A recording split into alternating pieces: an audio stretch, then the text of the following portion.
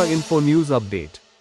ত্রিপুরার মুখ্যমন্ত্রী মানিক সাহা বৃহস্পতিবার অভিযোগ করেন যে মহিলাদের সংরক্ষণ আইনের সঙ্গে যুক্ত একটি সংশোধনী পাসে বিলম্বের জন্য বিরোধী দলগুলো দায়ী এবং তারা মহিলাদের রাজনৈতিক প্রতিনিধিত্ব বাড়ানোর লক্ষ্যে নেওয়া পদক্ষেপে বাধা দিয়েছে। রাজ্য বিজেপি কার্যালয়ে এক সাংবাদিক সম্মেলনে সাহা বলেন, নারী শক্তি বন্দন আইন 2023-এর প্রস্তাবিত সংশোধনীটি বিরোধীদের বাধার কারণে সংসদে পাশ করা যায়নি।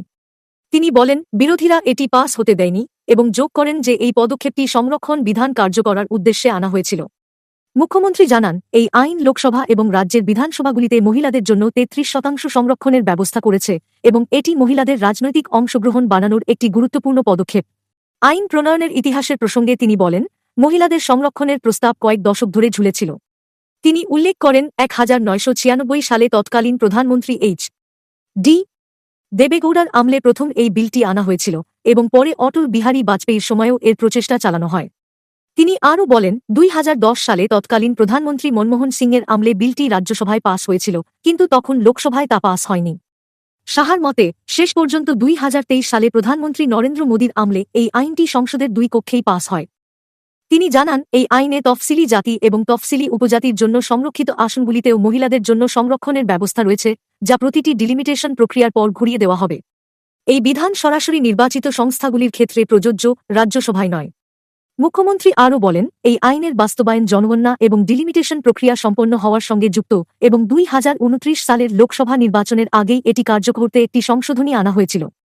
সাহা অভিযোগ করেন যে কংগ্রেস, সিপিআই-এম এবং ইন্ডিয়া জোটসহ বিরোধী দলগুলো এই পদক্ষেপকে সমর্থন করেনি। এই সাংবাদিক সম্মেলনে সন্তানা চাকমা, মীনা রানী সরকার এবং অন্তরা দেব সরকার উপস্থিত ছিলেন। সেটা যাতে না পায় এবং তাকে কিভাবে পঙ্গু করা যায় সেটা এইবারও কিন্তু প্রমাণিত। কংগ্রেস দল দীর্ঘদিন ধরে মহিলা বিরোধী অবস্থান বজায় রেখেছে, যা রক্ষণশীল মিত্র এবং প্রভাবশালী গোষ্ঠীগুলির দ্বারা প্রভাবিত। এই বিষয়ে আসবো, আপনারা সবাই জানেন এই বিষয়গুলো। এবং আমরা জানি যে আমাদের দেশের জনসংখ্যার 50% যারা মহিলা, তাদের যে প্রাপ্য অধিকার এই বিল পাস না করার কারণে তাদের অধিকার থেকে কিন্তু ওনারা বঞ্চিত হয়েছে। আমরা সবাই জানি যে প্রাক্তন প্রধানমন্ত্রী রাজীব গান্ধী মুসলিম মহিলাদের প্রতি অবিচার করেছিলেন, যখন তিনি সুপ্রিম কোর্টের নির্দেশ থাকা সত্ত্বেও সেটাকে উপেক্ষা করে উনি মুসলিম পুরুষদের যা স্ত্রীরা আছেন তাদের ভরণ পোষণ দেওয়ার রায়কে কার্যত অমান্য করেছেন। আমরা সবাই জানি বিষয়। এবং তার মেইন যে উদ্দেশ্য, যারা মৌলানা আছেন তাদের তীব্র প্রতিবাদের মুখে তাড়াতাড়ি করে নিজেকে পিছিয়ে নিয়েছেন, দ্রুত পিছিয়ে নিয়েছেন। আমি বলবো, যখন প্রধানমন্ত্রী শ্রী নরেন্দ্র মোদীজি ইন্ডিয়া সরকারের 3 তালাক নিষিদ্ধ করার ব্যবস্থা করেন, তখন এই যে সাহু বানুর যে মামলা তার পরিসমাপ্তি করেছে। 2014 সালে প্রধানমন্ত্রী শ্রী নরেন্দ্র মোদীজি ক্ষমতায় আসার পর আমরা সবাই জানি মহিলাদের জন্য উনি যেভাবে কাজ করেন, আগে খোলা স্থানে শৌচকর্ম, তাছাড়া রান্নার গ্যাস, পানীয় জলের ব্যবস্থা, ঘরবাড়ির অভাবে খোলা আকাশের নিচে বসবাস এবং ব্যাংকিং সিস্টেম, এইসব ইত্যাদি ব্যবস্থা মাননীয় প্রধানমন্ত্রীজি যখন 2014-তে আসেন, তারপর মহিলাদের জন্য এই কাজগুলো করেছেন।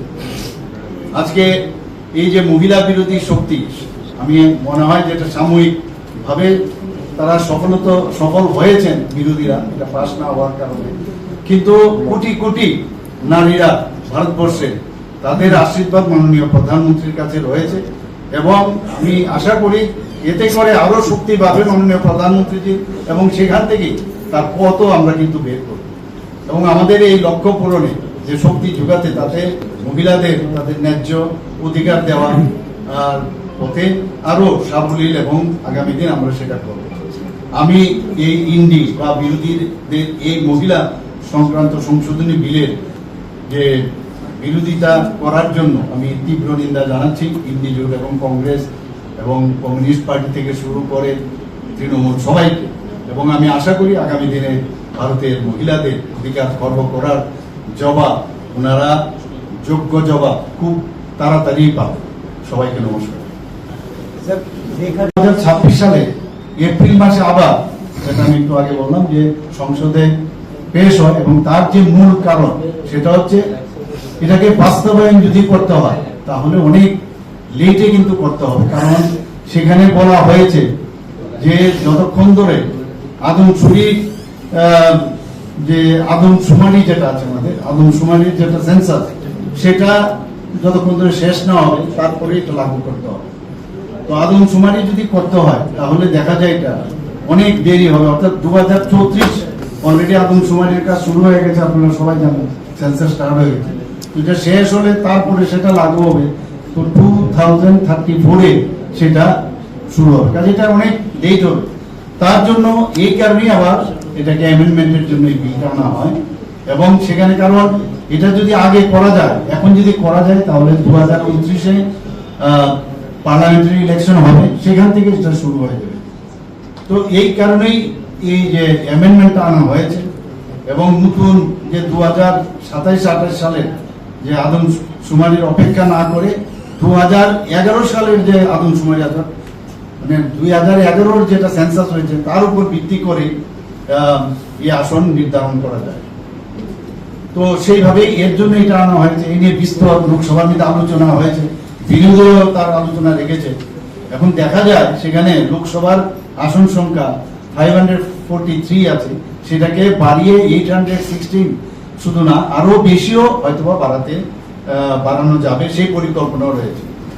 এখানে এই যে বাড়ানো হয়েছে যাতে করে যারা পুরুষরা আছেন তাদের যে আসন সংখ্যা সেটা যাতে না কমে, সেটাকে ঠিক রেখে মহিলাদের আসন সংখ্যা বৃদ্ধি করা।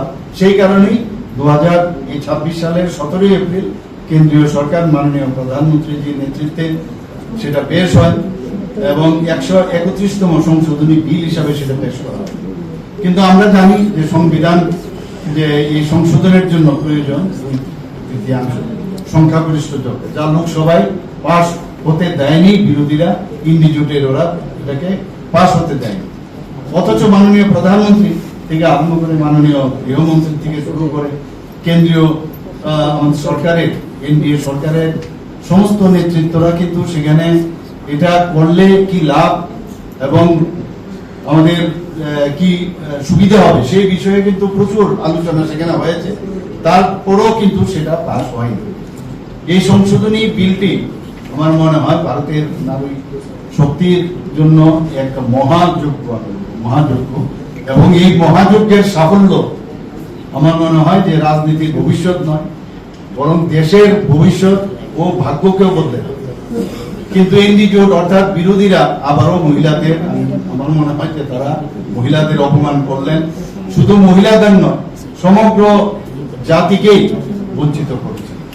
নিজেদের রাজনৈতিক যে জমি সেটা রক্ষা করার জন্য ওনারা মরিয়া প্রচেষ্টা, এবং সবসময় ইন্ডি জোটের যারা আছেন কংগ্রেস থেকে আরম্ভ করে তৃণমূল থেকে আরম্ভ করে কমিউনিস্ট পার্টি থেকে শুরু করে সবাই, সেটা কিন্তু তাদের মেইন যে এদের সমস্যা, তারা কিন্তু আত্মকেন্দ্রিক রাজনীতিতে বিশ্বাস করে এবং ওনারা চান না যে মহিলারা এরকম জায়গায় আসুক যেখানে ওদের অধিকার তারা এখানে প্রতিষ্ঠিত করবে। এবং আমার মনে হয় এই বিরোধিতার কারণে মহিলাদের যে স্বার্থ সেটা কিন্তু আবারও বলি হয়েছে, আগেও হয়েছিল এত বছর ধরে, 3 থেকে 4 দশক ধরে হয়েছে, আবার হয়েছে। দেশের To Tripura Info and press the bell icon so that you never miss any latest updates and news on Tripura.